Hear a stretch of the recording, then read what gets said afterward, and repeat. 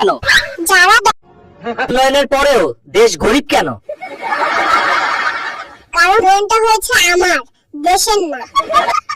নদী খাত দখল যাচ্ছে, আপনারা কিছু বলেন না কেন? দখল করছে তারা তো আমারই লোক, নিজের লোককে কি উচ্ছেদ করা যায়? সাধারণ মানুষ কষ্টে আছে কেন? ওদের জন্য বরাদ্দ সব সুবিধা আমার খেলনার বাক্সে তালা দেওয়া আছে। উন্নয়ন হচ্ছে, কিন্তু মাথা পিছু ঋণ বাড়ছে কেন? ওটা আমার হচ্ছে, ঋণটা আপনাদের।